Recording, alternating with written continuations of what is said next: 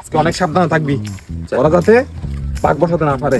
ঠিক আছে ভাই, চলেন ওই জায়গায় বসি, দোকানে কেউ দেখবে না।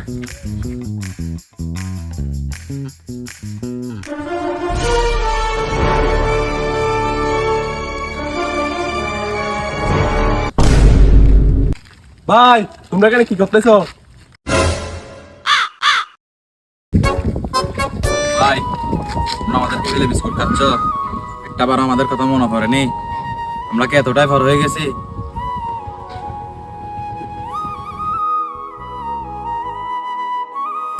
ওই দাঁড়া, আমাদেরকে ভুল বুঝিস না, চল সবাই মিলে একসাথে খাই।